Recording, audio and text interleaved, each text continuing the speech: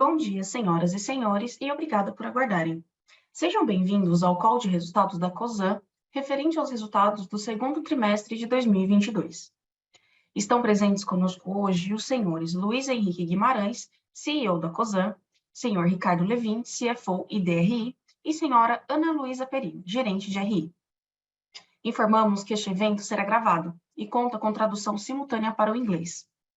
Durante o evento, todos os participantes estarão apenas ouvindo a apresentação da empresa e, em seguida, iniciaremos a sessão de perguntas e respostas quando mais instruções serão fornecidas.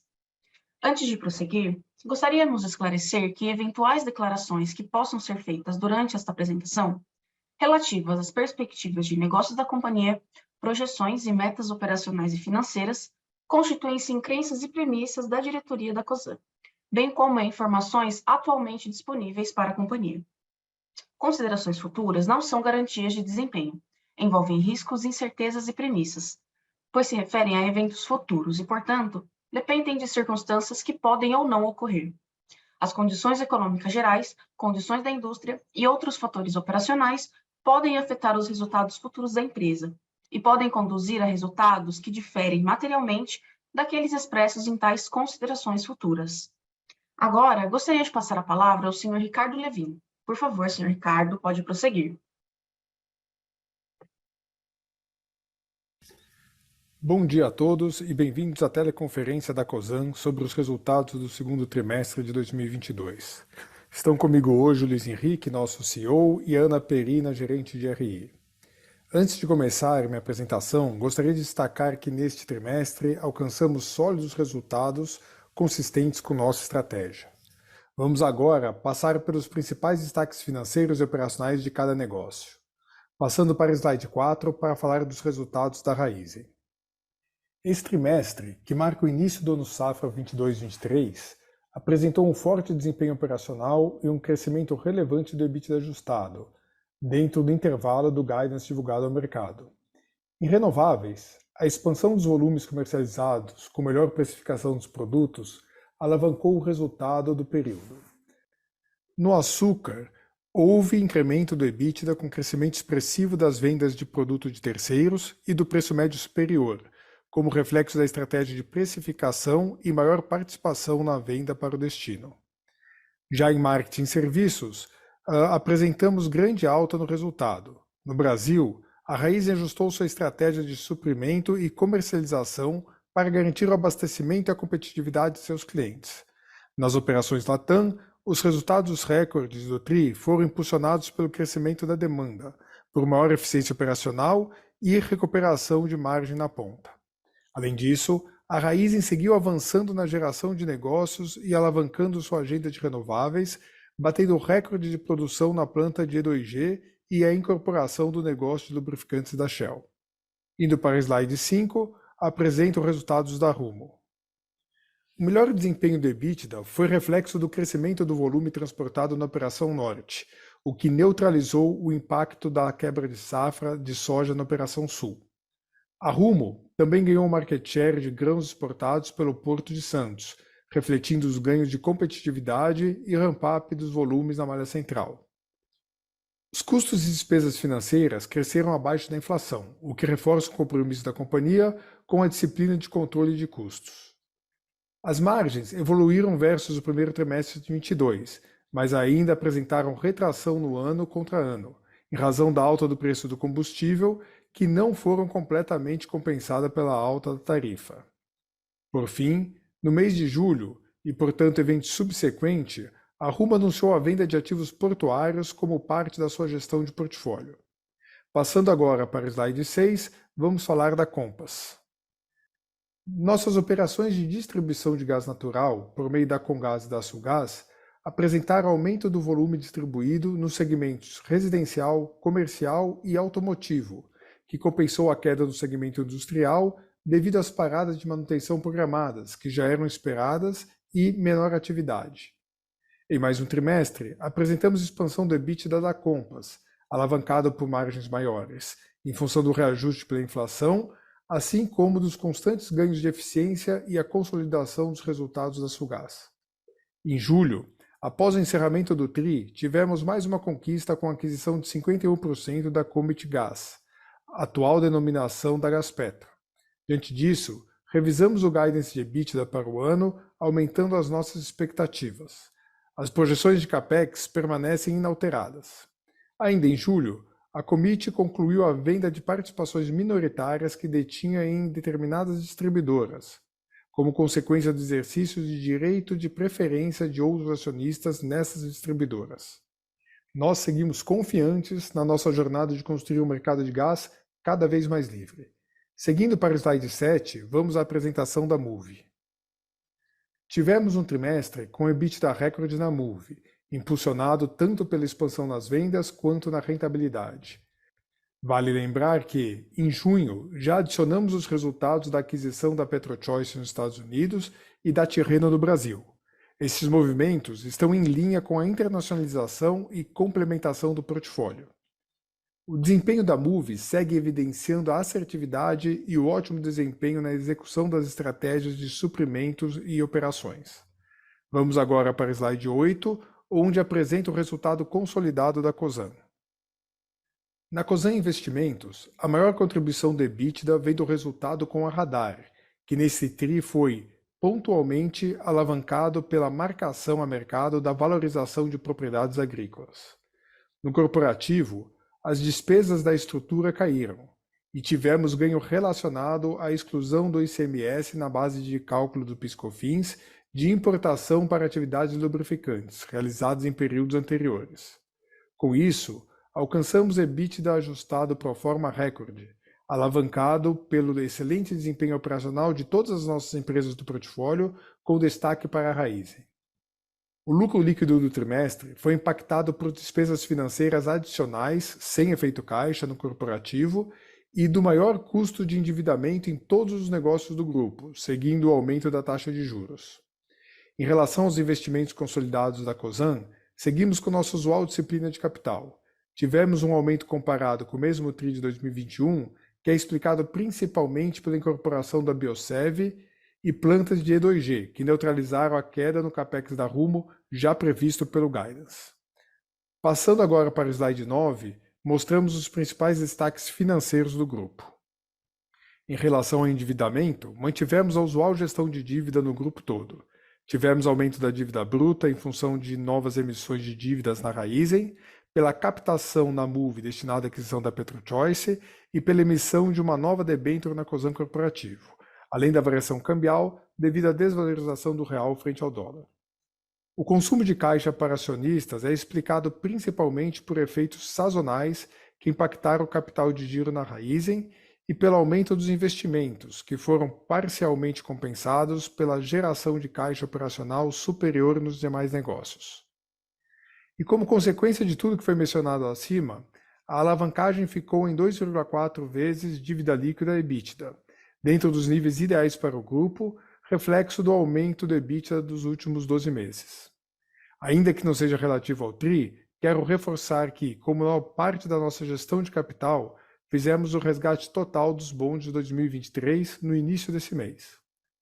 Antes de encerrar, quero passar pelo desenvolvimento recente da nossa agenda ESG, que vem evoluindo a cada dia. Vamos assim passar para o slide 10. Em maio, tivemos a reeleição dos membros do Comitê de Estratégia e Sustentabilidade da companhia, o qual é presidido por uma conselheira independente. Também tivemos a divulgação dos relatórios de sustentabilidade da Rumo, da Moove e da Raízen, que trazem as conquistas como a entrada da Rumo na carteira 2022 do Índice de Sustentabilidade Empresarial da B3, a Moove como signatária do Pacto Global da ONU e a entrada da Raízen no A-List do CDP. Ainda nesse tema, em junho, a Comgás e a Raízen foram premiados pelo Guia Exame Melhores do ESG 2022. A Comgás foi reconhecida por suas ações focadas na valorização das pessoas, adoção de uma energia cada vez mais limpa e expansão da infraestrutura. A Raízen se destacou por promover a descarbonização de diversos setores do Brasil e do mundo. Por fim, a Cosan foi mais uma vez selecionada para compor a carteira do FTSE4Good, importante índice internacional de sustentabilidade. Com isso, encerro a apresentação e podemos passar para a sessão de perguntas e respostas. Obrigado.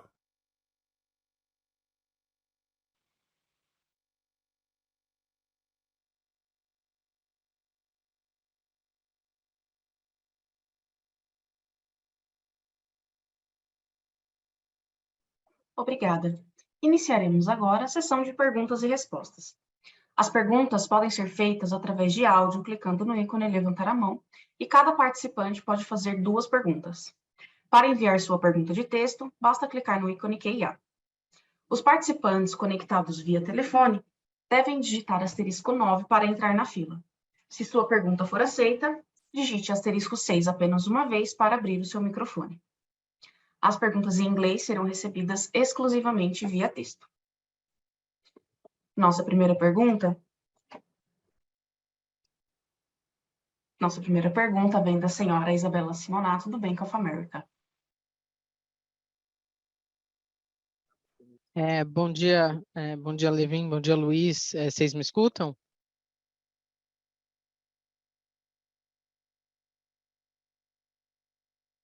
Sim, bom dia. Então tá bom, obrigado, bom dia.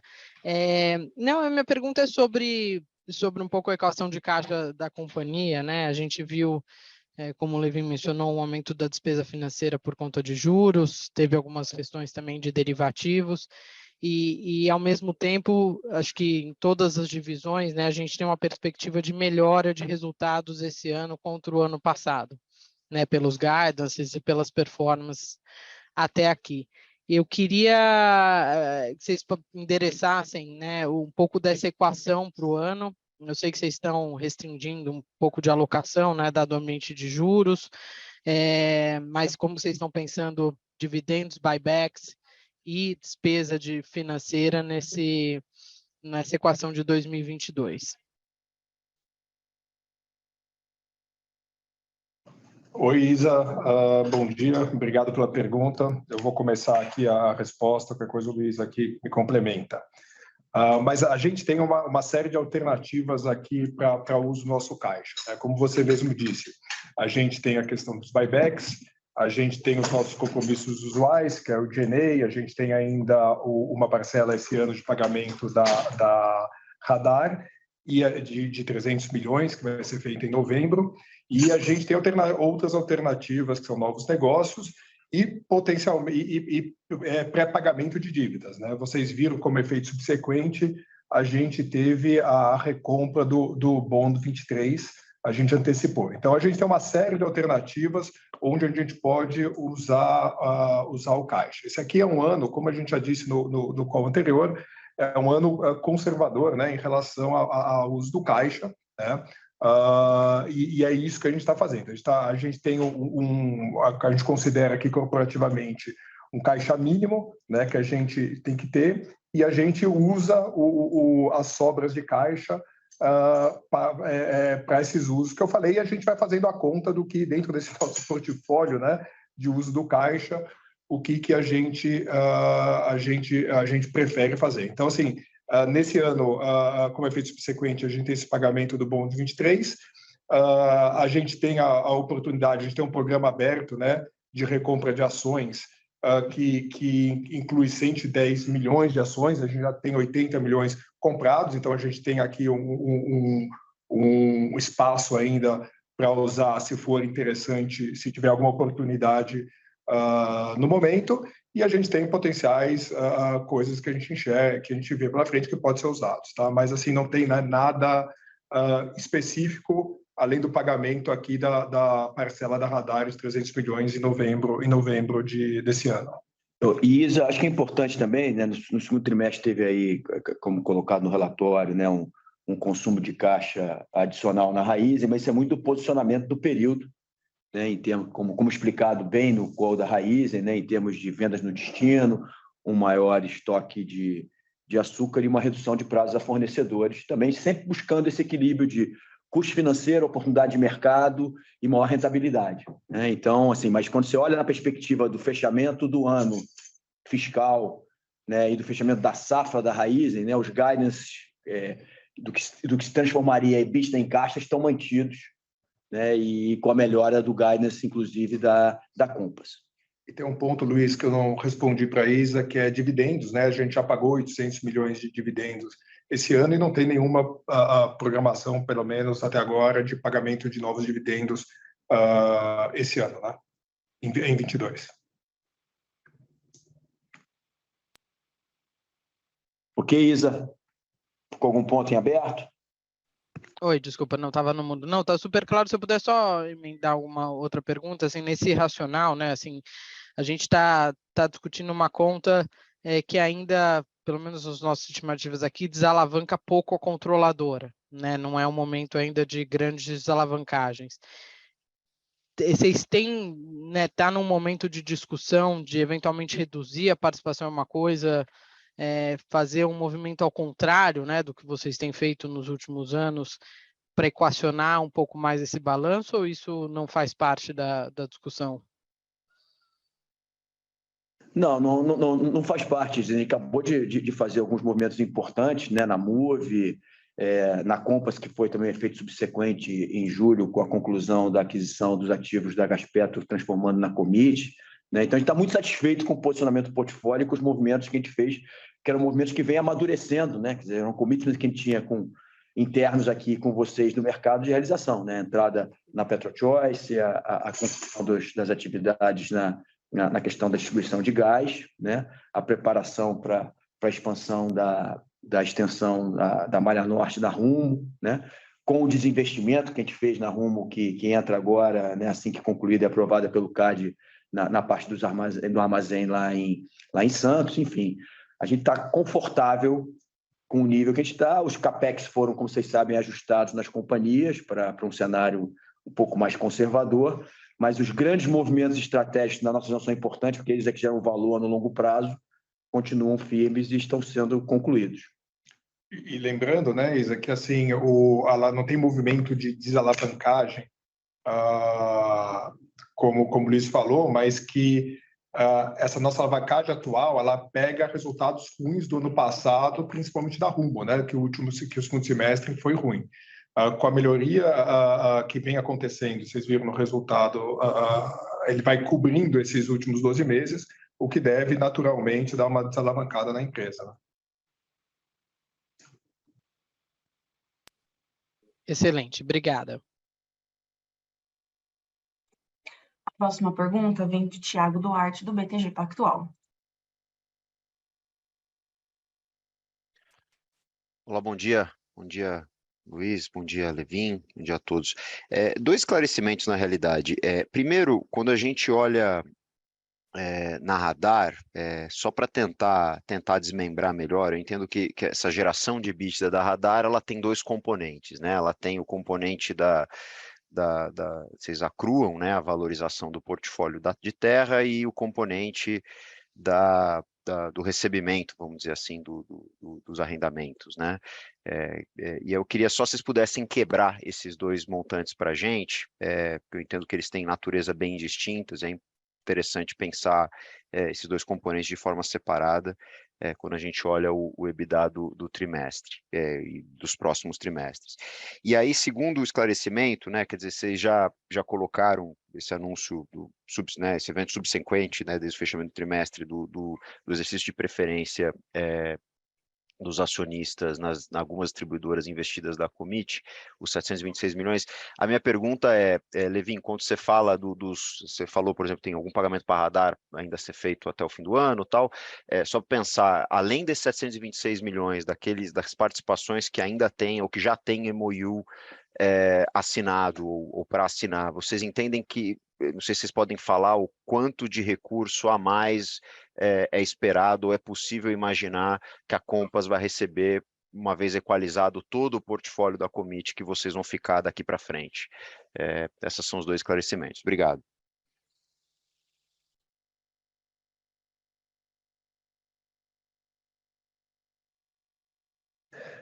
Obrigado, Thiago. Olha só, na Radar é simples, tá? A gente tem um recorrente de resultado, né, de arrendamento entre 40 e 50 milhões por trimestre, tá? E então a diferença nesse trimestre é ganho de valorização de terra, tá?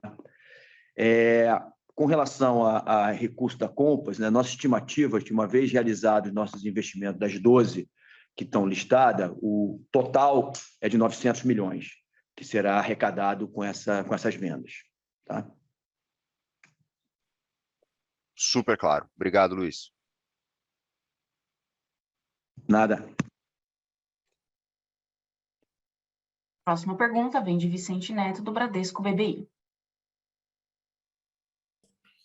Obrigado, Luiz, Levin, Ana. Tinha duas perguntas também. Se vocês puderem falar um pouquinho sobre o plano de ataque de vocês referente à distribuição de gás no Brasil como um todo, um pouquinho aqui da ordem de prioridade, né? Quais estados dentro da Comit que vocês vão priorizar para desenvolver, se tem muito trabalho regulatório a ser feito, né? A gente está se aproximando também de mais uma rodada de revisão tarifária da Comgás, se vocês já começam a discutir isso com o regulador, enfim...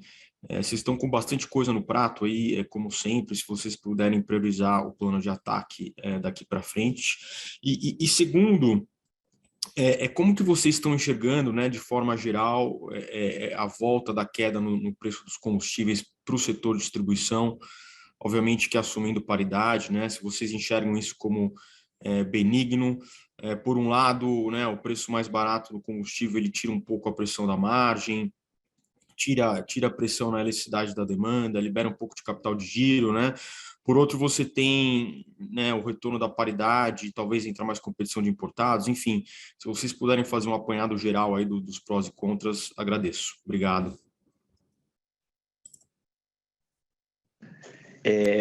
Obrigado pelas perguntas. Deixa eu começar pela Compass, né? Então, obviamente, o nosso foco em ordem de prioridade hoje é São Paulo, né? São Paulo tem um peso desproporcional, já tinha com a Comgás e agora com o Gás Brasiliano mais ainda, né? Então tem um trabalho grande aí de foco. A Sulgás, que foi a primeira que a gente já incorporou, então tem um trabalho também bastante forte, mas nós vamos cuidar do portfólio que está conosco, né? Enquanto ele está conosco, as distribuidoras que a gente ainda não desinvestiu, pela sequência, né, de direitos de preferência, tem todo esse trâmite que acontece. Então, estamos cuidando de todas, né, com bastante foco, e, obviamente, a gente vai, assim que o portfólio a gente puder divulgar para vocês, acho que vão ficar com a gente vai dar o foco nisso. Por isso que acho que é importante vocês entenderem, assim, desde o começo a gente foi de 19 para 7, né, justamente por causa da questão de foco, e é isso que a gente vai continuar mantendo.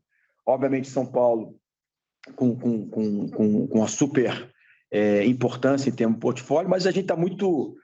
contente com o que a gente está vendo aí na entrada nas outras companhias. Tá? Tem gente boa nos lugares, tem oportunidades enormes de serem compartilhadas e conquistadas, tem a transferência de know-how da Comgás, seus métodos construtivos, approach de mercado, agenda de marketing, né? A aliança com empresas de construção civil, que traz o New Housing, que é uma parcela super importante no crescimento do mercado residencial, enfim. Então, tem bastante oportunidades que a gente está, agora que entrou há poucas semanas, né, nas novas companhias e já há mais de 6 meses na Sulgás, que nos reitera que a nossa tese vai funcionar, e agora é foco total da execução, né? Então, você falou aí a questão de muita coisa no prato, é verdade, mas toda a parte de, vou chamar assim, de M&A e de toda a necessidade de construção passou para a fase agora de execução. Ainda tem, obviamente, a cauda dos desinvestimentos, mas a gente tem o time do Nelson lá e todo o management team super focado agora na conclusão do TRSP aqui em Santos, que é numa fase super importante agora no primeiro semestre do ano que vem de comissionamento, né, terminando a construção agora nos próximos meses, e a parte de execução na distribuição, que a gente vê com muita capacidade de transformação nos estados que a gente vai ficar e dos players que vão entrar nos novos estados também, levando essa agenda para frente. Então, eu encerro aqui a questão da Compass. Na questão de combustível, gente, assim, eu acho que a gente vai ver aí esse mundo volátil. Eu não posso te afirmar ainda que necessariamente a tendência é de queda e que essa queda vai continuar. Mas tem tantos elementos aí geopolíticos e de potencial retorno de demanda de China aí pós-lockdown completo, né? Apesar do mercado estar sinalizando com soft, mas você sabe que a China, quando vira o botão, pode voltar muito rápido, tem a questão da própria guerra que continua firme, né? Tem o inverno chegando, né? Então, assim, isso pode ser um rescaldo antes do inverno que que está se aproximando e formação de estoque. O diesel continua bastante curto no mundo inteiro, né? E a gente continua acreditando que a Petrobras vai fazer os seus ajustes para ficar na paridade, né? Então, acho que os teus pontos são todos muito relevantes, né? Por um lado, você tem aí a redução de preço que ajuda no consumo, né? Reduz pressão de capital de giro, principalmente nos elos da cadeia da revenda, mas por outro lado, eu não estou ainda convencido, nós não estamos convencidos que esse é um cenário estrutural de queda de preço. Acho que tem muita volatilidade pela frente, e esse é o ponto que a Raízen sempre se destacou em saber lidar com essa volatilidade e trabalhar as opções de fornecimento, de abastecimento, garantindo que os nossos revendedores, nossos clientes que têm contrato, vão estar bem abastecidos e podendo ter um grau de competitividade importante no mercado. Obrigado, Luiz. Próxima pergunta vem de Luiz Carvalho, do BS. Olá, Luiz, Levin, Ana, tudo bem? Obrigado por pegar as perguntas. Se eu pudesse ainda, Luiz, tocar nesse ponto da Compass/Commit, olhando, obviamente, esse foco que você mencionou, né? Vocês fizeram uma aquisição bastante relevante no Rio Grande do Sul, lá, através da Sulgás. Tem, obviamente, um ativo muito importante aqui, que é a Gás Brasiliano.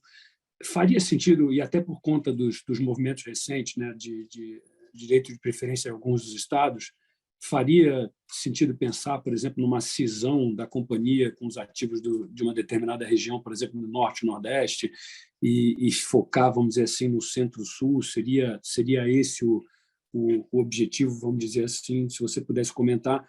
E ainda nessa questão, talvez, de alocação de capital, tem uma discussão, obviamente, saíram algumas notícias que a Raízen está participando, né, olhando, vamos dizer assim, o ativo da BP Bunge mais de perto, né? E aí eu queria olhar do lado vamos dizer assim, da holding, como é que vocês enxergam essas alocações de capitais. Eu sei que isso está, obviamente, na decisão das companhias, mas, obviamente, eu queria entender de vocês como é que vocês enxergam também um possível movimento adicional no business de açúcar e etanol. E aí a segunda pergunta, se você pudesse comentar, vocês, talvez uns trimestres atrás, fizeram um movimento que, a nosso entender, foi até bastante correto, né? Quando a gente viu a escalada de juros, vocês decidiram dar uma travada, cancelaram lá aquele negócio que vocês tinham com a Porto Seguro e basicamente, num movimento talvez de tentar proteger um pouco mais o caixa da companhia e tal. A gente vê a alavancagem ainda acima de 2 vezes, né? E como a Isa colocou, a gente não deve ter uma desalavancagem muito rapidamente, mas eu queria entender como é que você enxerga esse cenário de taxa de juros vis-à-vis a alavancagem da companhia nesse momento e olhando para frente. Obrigado. Obrigado, Luiz. Você tem crédito, você pode fazer 3 perguntas. Obrigado. Eram 2. Essas 2 perguntas suas foi boa. Você juntou 2 numa, mas tudo bem. Vamos lá, você tem crédito. Vamos lá, geografia da Compass, cara, assim, a gente vai concentrar, mas eu não posso te dizer ainda, porque tem esses movimentos todos de finalização aí das negociações e tal, né? Negociações não, direito de preferência de processo, tá? No final, a gente vai ficar com o número de distribuidores que a gente colocou para vocês, né? 7 distribuidoras estão fora do pacote, né? Obviamente, Gás Brasiliano é 100% da Commit, e agora com a participação da Compass em 51%, da Commit 49%, também a questão da Sulgás está equacionada. As outras estão em processo, mas no final, sim, nós vamos ter aí uma concentração geográfica que faz sentido, na nossa opinião, em termos de esforço, potencial de crescimento e nossa capacidade de gerar resultado, tá? Então, o caminho não mudou nada das conversas que a gente teve até hoje, e esse é o que a gente está perseguindo. Tem só um ritual que faz parte aí desse processo de desinvestimento. Como eu falei lá na primeira pergunta na segunda pergunta do Tiago, tem 900 milhões de reais, em torno de 900 milhões de reais para serem arrecadados, e obviamente vai desalavancar o balanço da Compass e, consequentemente, né, o da Cosan, né? Em termos de açúcar e etanol, cara, assim, nosso foco, como a gente vem dizendo, e o Mussa acho que falou bastante nisso no call de sexta-feira, é na execução e na filling the gap, na nossa capacidade dentro da Raízen, né? A gente tem uma BP Bunge dentro da Raízen ainda a ser entregue e trabalhando forte em relação a isso, né? Obviamente, negócio que vem para o mercado, em qualquer setor que a gente está afetado, a gente tem dever de ofício de olhar, né? Mas queria aqui reforçar o nosso foco em termos de prioridade de pessoas, né? Prioridade de alocação de capital na entrega, né, da nossa capacidade de execução e dos ganhos de produtividade que a gente vem oferindo nos cortes, primeiro e segundo corte.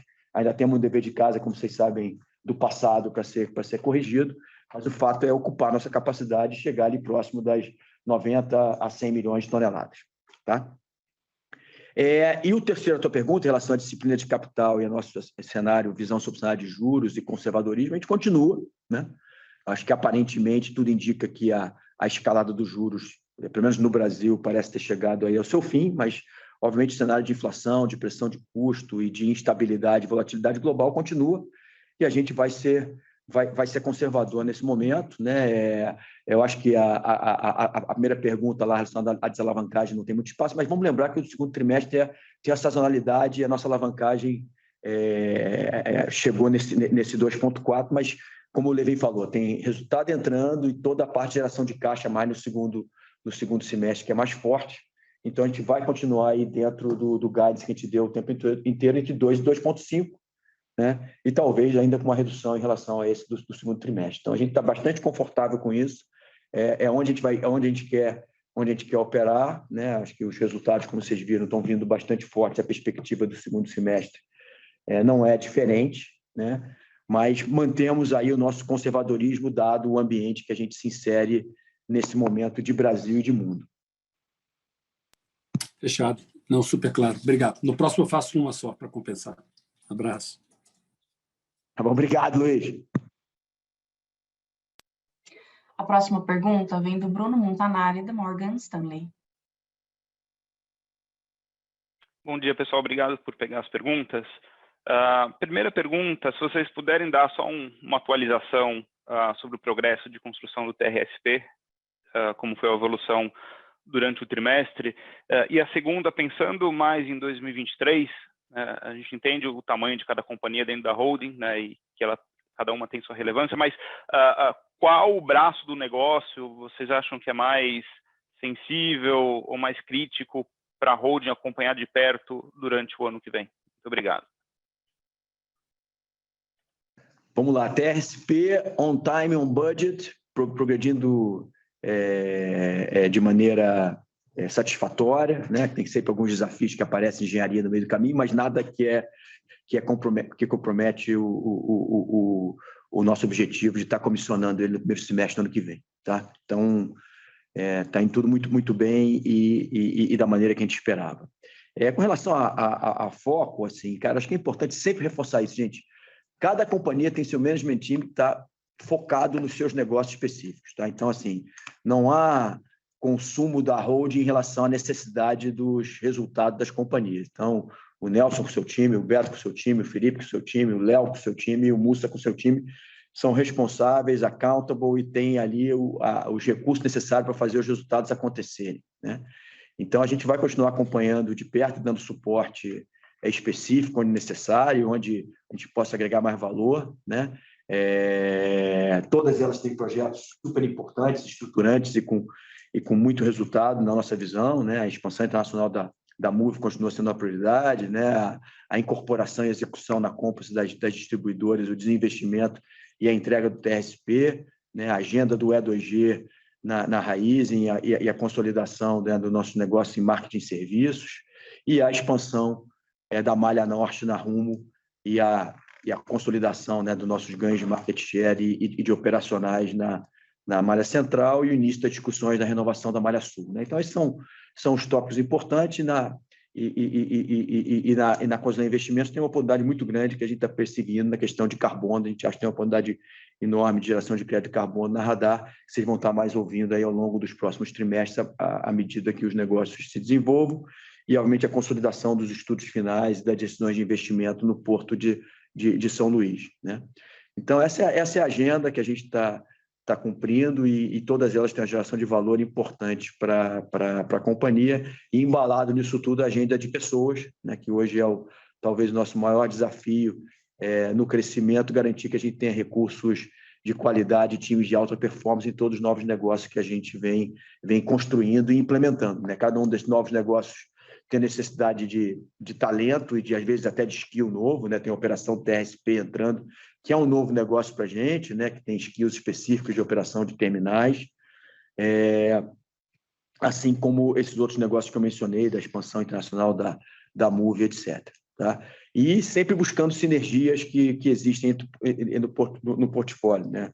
Notadamente na questão de aquisição de recursos imateriais, que a gente tem feito bastante trabalho entre as empresas do grupo para poder fazer frente a esses aumentos de custo e racionalização que a gente está buscando nos investimentos que está fazendo, controlando de maneira efetiva o CAPEX dispendido nesses novos investimentos.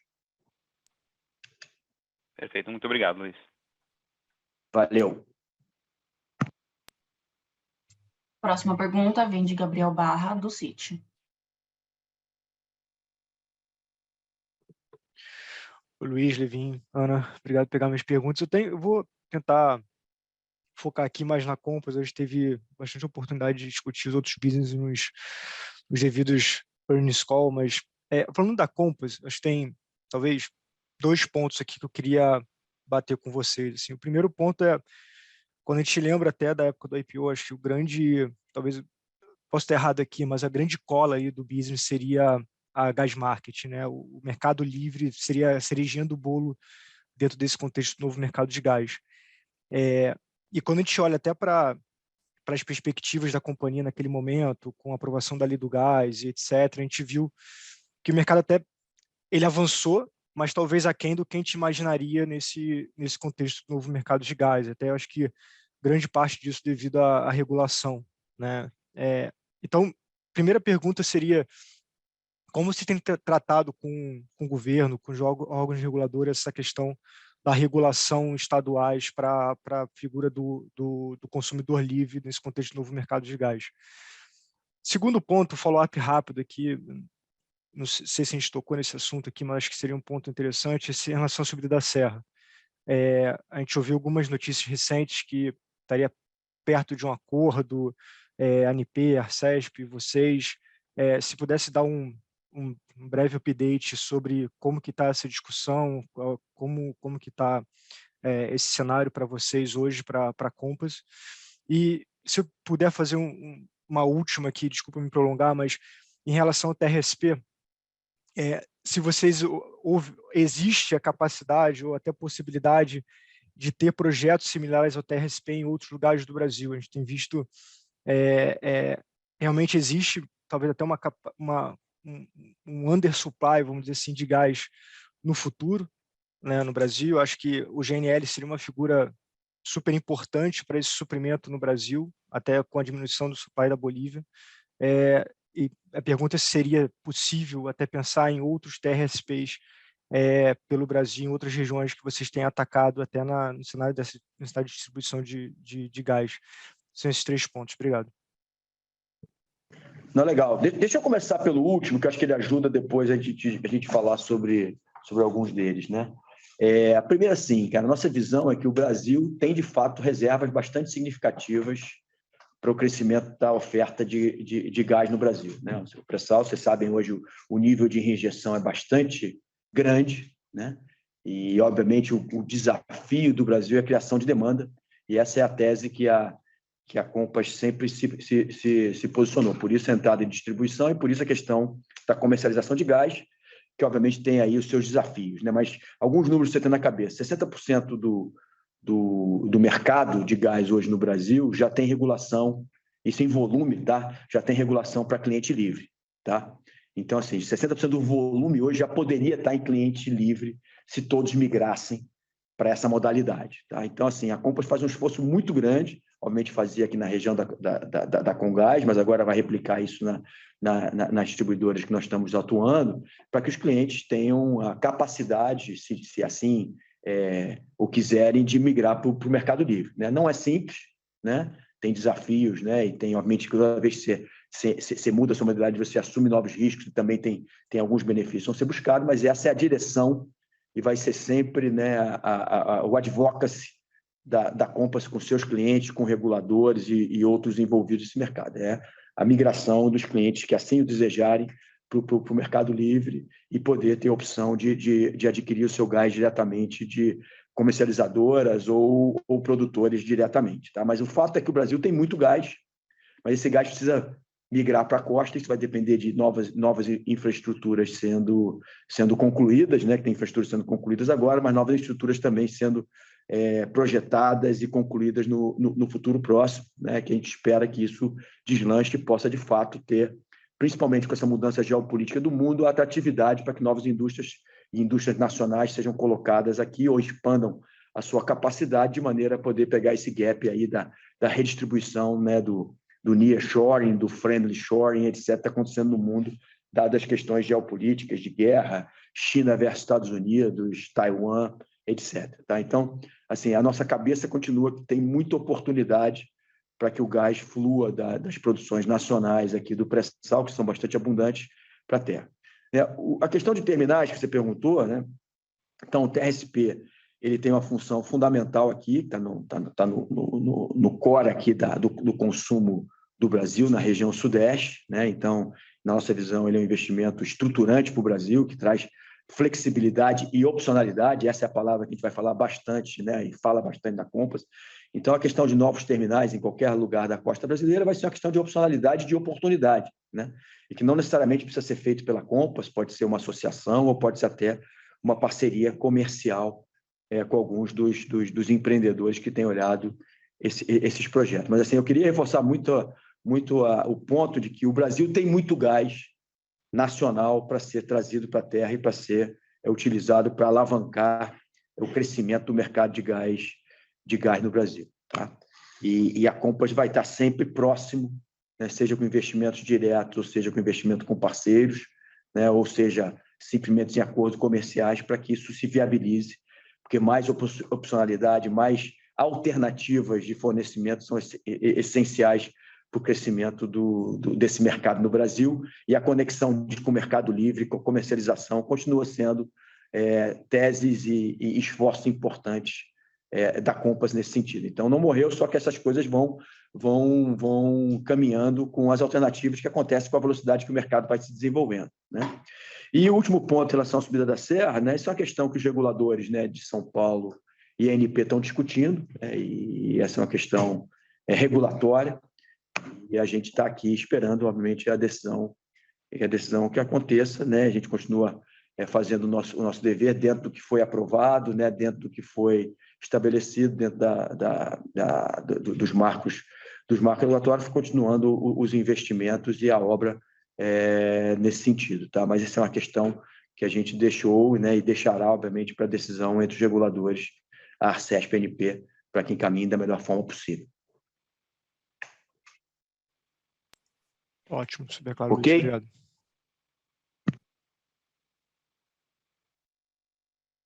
A nossa próxima pergunta vem do senhor Regis Cardoso, do Credit Suisse. Bom dia, Luiz, Levin, vocês me escutam? Sim. Legal, tá bom. Tem alguns follow-ups rápidos aqui, na verdade. Mais cedo a gente falava, vocês comentaram que tinha uma expectativa de entrada de 900 milhões com os desinvestimentos lá da Commit. Só queria algumas clarificações aqui, se esse 900 milhões é o stake da Cosan ou se é o valor total para a Commit, e se isso aqui é antes ou depois de alguma implicação tributária de imposto de renda, né? Ganho de capital na venda dos ativos. Um outro follow-up era sobre o tema de dívida na corporativa, na holding. Só queria entender o seguinte, se vocês, quer dizer, nesse planejamento, eu entendo que não tem o objetivo de, vamos dizer, de desalavancar a empresa consolidada, mas pensando especificamente na localização dessa dívida, né, que ela gera uma ineficiência fiscal na holding, se você, e evidente como a dívida é maior e os juros é mais alto, o tamanho vamos dizer, da oportunidade que pode, ou do tax shield que pode ou não ser aproveitado, fica mais difícil de gerar efeitos que gerem receita suficiente para aproveitar o tax shield inteiro na holding, né? Um pouco a minha dúvida é se vocês imaginam reduzir essa dívida especificamente na holding, se imaginam redistribuí-la nas empresas, talvez. Obrigado. Obrigado. O primeiro ponto, Regis, os 900 são valor final, tá? Em torno de 900 que a gente espera receber em caixa pelo pagamento das participações que a gente está vendendo nas 12 distribuidoras que já estão com acordos de venda assinados, sujeitos às condições precedentes de exercício de preferência e outras que existem, tá? Mas esse é o valor final. Levin, quer responder a segunda? Vamos lá, Regis. Eu acho que a gente precisa separar bem o que é a dívida da holding e o que é a dívida das empresas, tá? A dívida da holding, ela tem esse volume porque foi uma dívida tomada para quê? Para investimento em novos negócios. Então, a nossa ideia é separar bem e, assim, as dívidas que a gente está tomando, como, por exemplo, as debêntures, foi para liability management e, se necessário, tomar para novos investimentos, elas vão ser feitos na holding, não nas empresas, tá? O que é importante, Regis, eu respondi essa pergunta, acho que no Cosan Day, tá? É importante vocês, como analistas, olharem, porque a gente tem aproveitado 100% do nosso prejuízo fiscal, assim, nos últimos 5, 6 anos, tá? Assim, desde que eu me dou por gente aqui na Cosan, a gente tem aproveitado e a gente tem uma área muito habilidosa aqui, fiscal, e a gente tem usos. Então, por exemplo, venda de ativos, a gente vai moldando esse prejuízo de tal maneira que a gente consiga aproveitar. Então, isso é muito importante e a gente faz essa análise para os próximos anos, tá? Então, é importante no modelo, nos seus modelos, vocês considerarem essas utilizações e sempre que a gente toma novas dívidas, a gente faz esses cálculos, tá?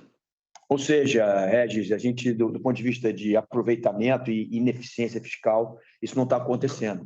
Claro que se tivesse oportunidade, a gente colocaria, né, nas companhias, mas não é tão trivial, né, dados sociedades, etc., posicionamento, mas assim, do ponto de vista líquido para o investidor, não tem nenhuma ineficiência até hoje. Claro que o futuro vai depender dos nossos prejuízos fiscais acumulados e outras operações que a gente consegue fazer para que isso continue, tá? Mas temos o tempo inteiro o olho nessa bola e não vamos deixar dinheiro vazando onde a gente tem oportunidade de poder gerar benefício para a companhia e para os seus acionistas. Agora, não é uma intenção de endividar as nossas investidas para distribuir dividendos e diminuir a alavancagem da holding. Isso aqui é business as usual, né?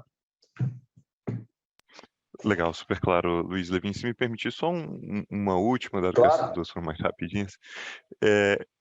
Só queria entender, assim, tem como sempre, né, muita coisa acontecendo no portfólio da companhia, mas me parece que tem alguns, vamos dizer, eventos catalistas aí pela frente também. Se conseguir só me ajudar a entender, vamos dizer, o timeline das coisas, pensando na Commit, desculpa, na Compass de forma mais ampla, o que tem? É o início de operação TRSP? Tem algum momento que vocês esperam ou conseguir consolidar controle de mais algumas empresas? Vocês talvez pensam em fazer um Investor Day, sei lá, uma coisa a mercado para contar um pouco mais lá do plano da Compass especificamente, ou foi o Cosan Day de fato? Aí, se eu pensar na Cosan Investimentos, né, acho que tem a JV Mineração, o que é timeline lá, talvez, de novos milestones no desenvolvimento? E aí acho que Rumo e Raízen foi super bem coberto já nos calls das respectivas empresas. Mas eu não sei se fui claro na pergunta, eu queria entender só um pouco assim os milestones que o investidor pode esperar em termos de catalista nos outros ativos do grupo.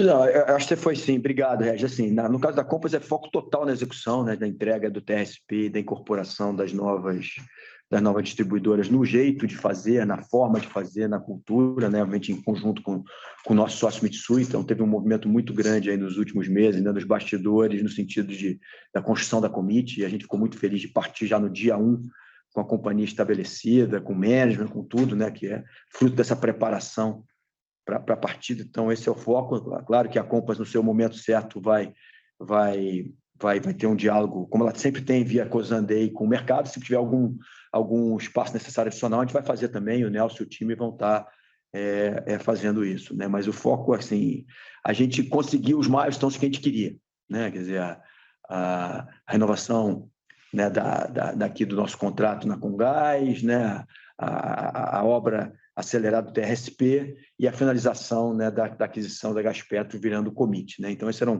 era um foco de trabalho intenso do grupo aqui e esse foco vira agora para uma execução ainda mais diligente, com mais captura de sinergias e oportunidades que a gente vê para frente. A única perna que fica faltando é o desinvestimento, mas que tá em curso aí e que ainda consome alguns recursos, mas recursos separados que estão cuidando disso, né? Na questão da Cosan Investimentos, especificamente da mineração, a gente tem os milestones no ano que vem, que é a confirmação das reservas, né, do nosso sócio. A gente continua aqui com o ativo 100% do porto sob nosso controle, focado, né, no desenvolvimento dos projetos executivos, né, para o porto de mineração, para preparar para a construção quando for o momento adequado, né? Então, o porto é um ativo muito importante, né? A gente está bastante satisfeito com todo o progresso que o time vem fazendo lá, né? Em termos das questões todas ligadas a planejamento, né? Da capacidade do porto. Então, o porto atende todos os requisitos que a gente imaginava de capacidade de movimentação futura, né? Com as suas várias fases de construção e expansão, né? Além das questões dos berços, etc. E é nisso que a gente está focado ali, e esse é o principal milestone de desenvolvimento do projeto executivo.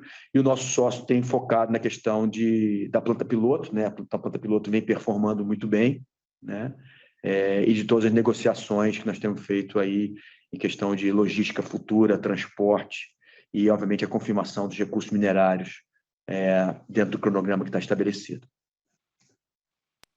Obrigado, Luiz, super claro. A próxima pergunta vem de Lucas Ferreira, da JP Morgan. Pessoal, bom dia. Luiz, você mencionou, né, o cenário continua bastante volátil, enfim, incerto, mas a minha pergunta é sobre alocação de capital, né, no que vocês veem mais valor em empregar o caixa que vocês estão gerando hoje.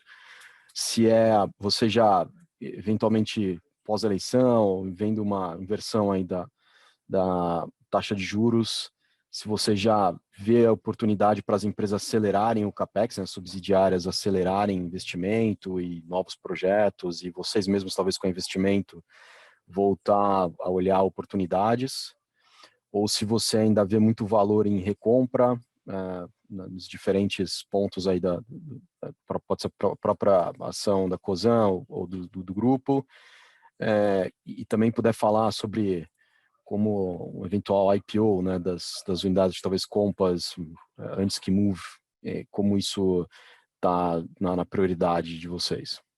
Obrigado.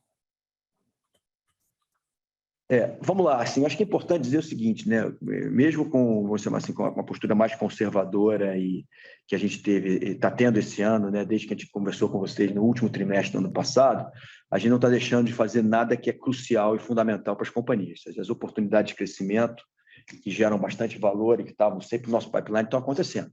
Quer dizer, a gente continua perseguindo a expansão da Malha Norte, né, de maneira modular. Fizemos a aquisição da PetroChoice, completamos, como já falei, a Gaspetro, o TRSP continua acontecendo, anunciamos 3 novas plantas de etanol de segunda geração e uma de biogás, enfim. Então, os projetos que geram valor e que estão no pipeline vão acontecer e continuam acontecendo. Então, acho que é importante a gente mencionar isso. Então, não vai haver uma mudança de espírito se por acaso, né, a curva de juros, como parece ser o caso, arrefecer, da gente se perder ou mudar a disciplina, né? Todos esses projetos estão lastreados, né, cara, em posições de mercado ou contratos ou clara demanda que permitem ele ser feito com investimento nos retornos que a gente imagina. Tá? Então, isso não vai mudar, a gente vai continuar acontecendo nessa linha e portanto, não vemos, né, pelo menos nesse horizonte de curto prazo, mudança nessa direção, né? Em relação às oportunidades, acho que são todas que você falou, quer dizer, a gente vai continuar, como o Levin já falou, nós temos nosso programa de recompra de ações em aberto, né?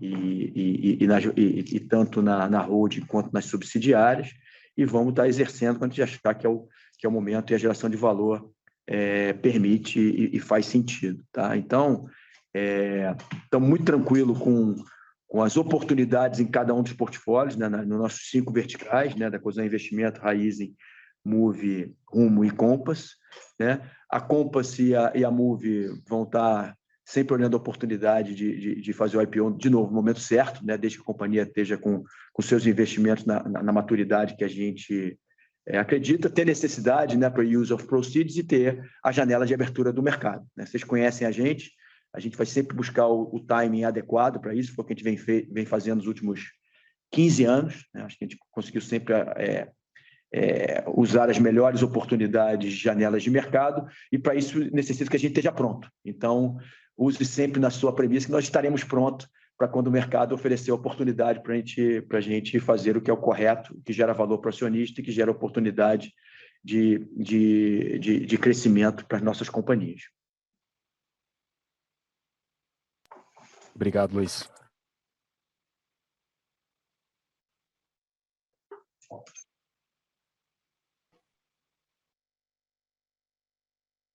Encerramos neste momento a sessão de perguntas e respostas. Gostaria de passar a palavra ao senhor Luiz Henrique para as considerações finais. Então, gente, obrigado aí pela participação e pelas perguntas. Sempre muito bom ouvir vocês e saber o que está na cabeça de vocês. Obviamente faz a gente pensar ainda mais no que nós temos de pontos, oportunidades, issues para atacar. Acho que, como vocês viram, foi um segundo trimestre muito bom de todas as companhias, né? Mas acho que o mais importante de tudo, obviamente o resultado do trimestre ele é fundamental para reforçar a nossa convicção sobre o que a gente está fazendo, mas acho que o mais importante foi que vários movimentos estruturais foram completados ou subsequentemente completados em julho, né? O que mantém a nossa agenda, né, de crescimento, de consolidação, de execução muito forte, né? Então, assim, eu acho que esse para a gente é o que dá o ânimo para frente, né? A gente continua bastante bullish nessa reconfiguração geopolítica do mundo e no nosso posicionamento, no nosso portfólio em áreas que tem vantagem comparativa e competitiva do Brasil, né? A gente vai continuar investindo nessas áreas, nesses ativos únicos que a gente está criando, não só no nosso portfólio, mas os adicionais que a gente está trazendo, né?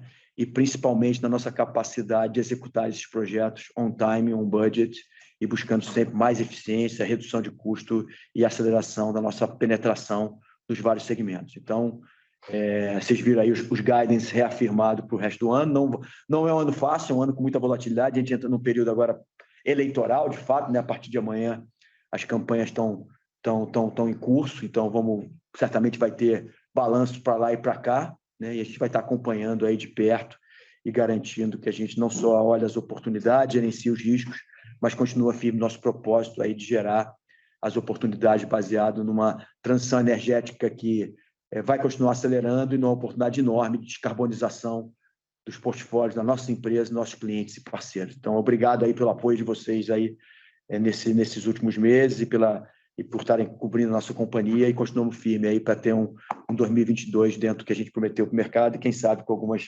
surpresas positivas aí. Obrigado aí, bom dia para todos. O call de resultados da Cosan está encerrado. Agradecemos a participação de todos e tenham um bom dia.